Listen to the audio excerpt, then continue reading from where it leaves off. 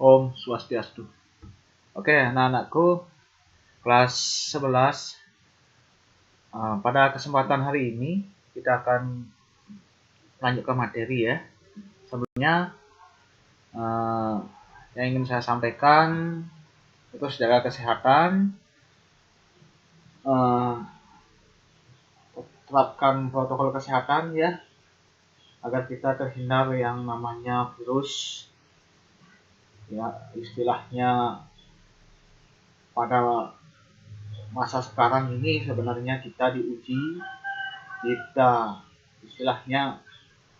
kita manusia ini diuji dengan istilahnya kering gerubuk gitu ya.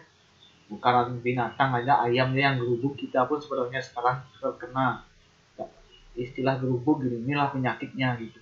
Mudah-mudahan saya harap kalian, anak-anakku yang saya banggakan, bisa menjaga kesehatan, menerapkan protokol kesehatan minimal untuk kalian sendiri, kemudian untuk lingkungan keluarga kalian. Ya, pada kesempatan hari ini kita akan melanjutkan materi. Minggu yang lalu kita sudah berbicara banyak tentang sejarah perjuangan hak asasi manusia sampai kepada pembagian atau klasifikasi hak asasi manusia. Pada kesempatan hari ini saya ingin mengajak kalian untuk menginjakkan langkah kita ke indikator kita yang kedua, yang terkait dengan substansi hak dan kewajiban asasi manusia. Ya. Pada kesempatan hari ini pula, subindikator tujuan kita harus, apa yang harus kalian pahami, apa yang harus kalian resapi, itu adalah yang pertama terkait dengan substansi hak dan kewajiban asasi manusia berdasarkan nilai dasar Pancasila, kemudian nilai instrumental Pancasila, dan sampai nilai praksis Pancasila itu ya. Seperti ini, anakku. Nah, sebelum kita menginjak ke ini, saya ingin sampaikan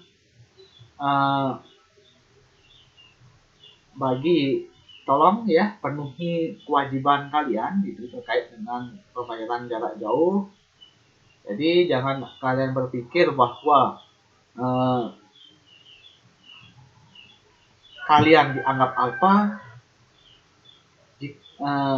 karena kalian tidak mempunyai paket itu. Ada yang share seperti itu salah kaprah kalian gitu ya. Ada yang mengatakan sibuk gitu. Kesibukan kalian selaku siswa itu hanya belajar gitu, kewajiban kalian sebagai siswa gitu ya. Nah, terkait dengan paket itu tidak ini. Jika kalian mau gitu ya, jika kalian memang tidak punya paket, halangan kalau kalian mau gitu, sekolah sudah menyediakan itu sebenarnya di ruang TIK ya, khusus ini untuk SMA Negeri 1 Tejapula. Silahkan di sana. Silahkan melapor juga kepada pihak sekolah, itu kan pasti dibantu. Wah, pada guru piket, guru ya di sekolah itu setiap hari ada guru piket, setiap jam gini ya, hari kerja ada guru piket berkonsultasi di sana, apa halangan kalian, sehingga permasalahan kalian itu bisa di-cover. Kalau kalian tidak ngomong jelas, kalian itu istilahnya lalai akan kewajiban kalian sebagai siswa SMA Negeri 1 Tejapula khususnya ya, terkait dengan ini materi kita hari ini. Tidak ada istilah siswa sibuk, tidak ada istilah siswa tidak mengikuti pembelajaran walau itu daring. Kalau memang tidak bisa mengikuti daring, masih bisa berkonsultasi dengan pihak sekolah. Gimana solusinya? Itu tidak punya paket bukan berarti tidak. Ini apa? Saya memberikan kalian tiap hari absen lewat apakah itu Google Form, apa itu lewat komentar, itu hanya memastikan seberapakah kalian bisa mengikuti pembelajaran daring. Yang menentukan itu bagaimana kalian bisa secara sadar ya, secara misalnya dengan penuh kesadaran mengikuti itu istilahnya, walaupun ada halangan kalian tidak punya kuota, kalian masih bisa melapor ke saya atau bisa ke sekolah, minta bantuan guru piket untuk menghubungi guru-gurunya bahwa siswa ini begini, minta bantuan guru BK, pasti akan dibantu bagaimana solusinya. Dan itu pasti dengan konfirmasi kalian ke kita, pasti akan ini. Yang kita minta, guru-guru minta itu adalah bagaimana konfirmasi kalian. Jangan sampai menghilang, dia datang dengan alasan tidak bisa mengikuti, tidak punya kuota, alasan klasik itu, ya anak-anakku ya, terkait dengan kewajiban. Ini terkait dengan kewajiban materi yang kita bahas hari ini, ya. Dan itu sudah risiko kalian menjadi siswa SMA secara umum, siswa sekolah menengah atas. SD pun seperti itu, udah risiko, udah menjadi kewajiban kalian gitu ya. Kewajiban saya sebagai seorang guru, saya tidak akan menuntut hak saja mendapatkan bulanan dia gini, gaji bulanan, tapi saya dengan sadar akan menjalankan kewajiban saya untuk memberikan materi dan melayani kalian selaku siswa saya gitu ya. Kemudian, oke, kembali lagi ke materi. Mengenai hak asasi manusia, ya, itu dasarnya sekali adalah ini. Kita berbicara terkait dengan Pancasila, ya anak-anakku ya. Kemudian di dalam Pancasila kita pertama dulu terkait dengan dasarnya. Gimana ke dasarnya dulu? Kemudian dari dasar inilah kita akan bergerak ke nilai instrumental. Istilahnya jabaran dari nilai dasar ini. Ini instrumental itu berupa peraturan-peraturan, berupa ketentuan-ketentuan yang menjadi acuan dalam pelaksanaan hak asasi manusia. Kemudian dari nilai instrumental ini anak-anakku coba perhatikan, kemudian nilai dasar, kemudian diterjemahkan melalui nilai instrumental dan akan dijalankan dalam nilai praksis. Nilai praksisnya adalah nilai praktek kita dalam menerapkan hak dan kewajiban asasi manusia. Oke, sampai di sana saya yakin bisa dipahami anak-anakku. Nah, kita berbicara sekarang hak dan kewajiban asasi manusia dalam nilai dasar Pancasila. Nilai dasar dulu. Yang pertama, ketuhanan yang Maha Esa. Ketuhanan yang Maha Esa, bagaimanakah ini ya? Nah, ini terkait dengan bagaimana kebebasan kita memeluk agama. Hanya saja, ada aturan lagi yang mengikat anak-anakku. Agama berarti hanya ada satu. Kalau kalian membuat kartu tanda penduduk, apa agama kalian Hindu, tidak akan tercatat Hindu dan Islam gitu, tidak. Kalian yang memilih. Kita terlahir sebagai Hindu, kita menuliskan dalam biodata itu Hindu, ya tercatat di KTP Hindu. Bebas. Jadi ketika kita memilih agama, misalkan kita ingin pindah gitu ya, kita pindah keyakinan, itu juga boleh. Nanti akan tercatat lagi, dirubah lagi menjadi agama, misalkan agama Islam gitu. Misalkan terbalik dari Islam berpindah keyakinan ke Hindu, itu boleh, diperbolehkan. Hanya saja yang diakui adalah satu kepercayaan, satu agama ya. Lanjut ke sila kedua, kemanusiaan yang adil dan beradab. Nah, ini terkait dengan jaminan hukum. Hak kita ya mendapat perlakuan yang sama di mata hukum. Jika ada permasalahan hukum, kita sampai kepada pengadilan, itu sebenarnya sama perlakuannya. Itu harusnya. Nah, coba kalian lihat sekarang realitanya gimana gitu ya hukum itu. Apakah sudah adil? Apakah perlakuan seorang pencuri, misalkan pencuri gitu ya, apakah sudah sama dengan koruptor? Apakah hanya maling sandal itu, apakah sama perlakuannya dengan koruptor atau yang lain? Kejahatan-kejahatan kelas elit gitu ya. Kalian analisis itu. Betul atau tidak sama gitu di Indonesia.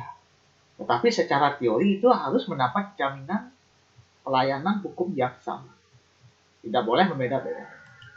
Lanjut ke persatuan Indonesia. Ini terkait dengan semangat persaudaraan, bagaimana kita menerapkan prinsip kerjasama, prinsip gotong royong di dalam kehidupan kita sehari-hari. Artinya gotong royong itu dari hal-hal yang memang harus, bagaimana kita harus di saat mana ya, di saat kapan kita bergotong royong, di saat kapan kita tidak bergotong royong gitu. Itu ada gitu ya. Maksud saya harus sesuai dengan ini, semangat kita, semangat bersaudara kita, semangat kerja sama kita, silakan sesuai dengan situasi kondisi ya. Nah, lanjut ke kerakyatan yang dipimpin oleh hikmat kebijaksanaan dalam permusyawaratan perwakilan. Ini terkait dengan demokrasi atau demokrasi. Nanti di bab kedua, kompetensi dasar yang kedua nanti saya akan jelaskan tentang demokrasi. Ini terkait dengan ini, bagaimana perlakuan juga ini ya, terkait perlakuan kita sama di demokrasi itu. Kalian misalkan selesai ini tamat, nah saya ulang, di dalam sekolah aja kalian bisa ya, di dalam lingkup sekolah kalian bisa juga mendapat perlakuan sama, bisa berdemokrasi, bisa menjadi misalkan ketua OSIS, bisa mencalonkan diri sebagai ketua OSIS, dan bisa mengeluarkan pendapat di sekolah bisa. Sama nanti di masyarakat kalian tamat, kemudian siapa tahu menjadi pejabat, boleh mencalonkan diri sebagai pejabat sesuai dengan persyaratan yang sudah diatur dalam undang-undang. Lanjut lagi anak-anakku, terkait dengan keadilan sosial bagi seluruh rakyat Indonesia, sila kelima. Ini terkait dengan perlindungan terhadap hak seseorang. Ini agar terciptanya perlindungan terhadap hak seseorang, maka dari awal sila pertama, sila kedua, sila ketiga, sila keempat itu harus terlaksana dulu, baru kita dapat dikatakan bisa melindungi, melakukan perlindungan terhadap hak seseorang. Kita bisa melindungi hak seseorang. Nah ini, saya lanjutkan anak-anakku.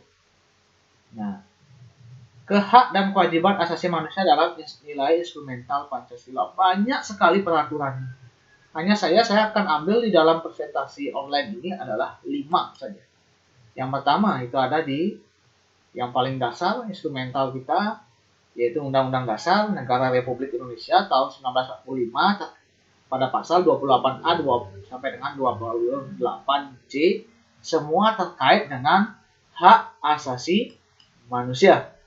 Kemudian ketetapan MPR nomor 17/MPR tahun 1998 tentang hak asasi manusia. Disinilah ketetapan inilah tahun 98 dijadikan sebagai piagam hak asasi manusia Indonesia, karena ini terkait dengan reformasi. Kita dianggap sudah mendapatkan hak kita selaku manusia yang sebelumnya memang kebebasan kita dikekang pada zaman Orde Baru. Disinilah dianggap sebagai peletak dasar atau piagam hak asasi manusia Indonesia. Inilah perjuangan hak asasi manusia di era tahun 1998, sehingga disebut dengan era reformasi anak-anakku gitu. Ya. Selanjutnya Undang-Undang Nomor 39 tahun 1999. Nah, setelah piagam HAM terbentuk, barulah tentang Undang-Undang Hak Asasi Manusia. Lanjut kepada Undang-Undang Nomor 26 tahun 2000 tentang Pengadilan HAM. Dari Undang-Undang Nomor 39 terbentuk, baru Undang-Undang Nomor 26 tahun 2000 tentang Pengadilan HAM. Saya lanjutkan tentang ketentuan dalam peraturan pemerintah pengganti Undang-Undang Nomor 1 tahun 1999 tentang Pengadilan HAM. Nah, lanjut ke peraturan pemerintah, ada banyak. Keputusan presiden juga ada. Nanti kalau kalian yang saya tugaskan untuk mencatat gimana ini. Kalau saya jelaskan banyak tentang undang-undang itu, undang-undang tentang hak asasi manusia atau peraturan tentang hak asasi manusia itu sangat banyak di Indonesia. Silahkan itu ada semua di dalam buku paket, ada di dalam buku internet juga ada banyak ya. Kemudian saya lanjutkan ke nilai praksis Pancasila. Nah, ini nilai praksis maksudnya realisasi dari nilai instrumental, nilai dasar dan nilai instrumental. Nah, nilai dasar dan nilai instrumental. Ini realisasi dari ini, kemudian barulah muncul yang namanya sikap. Bagaimana penerapan sikap positif kita. Sama seperti sekarang yang pada awal video ini saya sampaikan, ya, hak kalian itu mendapatkan pembelajaran. Kewajiban kalian mengikuti. Jangan sampai kalian tidak mengambil hak ini gitu ya. Sekalian mengikuti pembelajaran secara daring, ini hak kalian gitu. Mendapatkan materi. Hak kalian yang harus kalian dapatkan. Tapi kewajiban kalian di mana? Mengikuti ini, tidak nanti lari gitu ya. Rugi kalau kalian sebenarnya tidak mengikuti pembelajaran daring. Kalau memang tidak mempunyai kuota atau gimana, susahnya karena pandemi COVID-19, silahkan bisa berdiskusi di pihak sekolah gimana solusi. Atau berdiskusi dengan kita, saya misalkan khususnya selaku guru mata pelajaran IPKN. Saya akan berikan solusi gimana gitu. Yang penting saya tahu, kalian konfirmasi, saya tahu keadaan kalian sudah cukup bagi saya sebenarnya. Tetapi alangkah bagusnya kalian mengikuti pembelajaran baik itu secara daring. Dan mudah-mudahan saya berharap bencana ya atau wabah COVID-19 ini bisa segera selesai dan kita bisa bertemu belajar langsung di kelas kita masing-masing ya.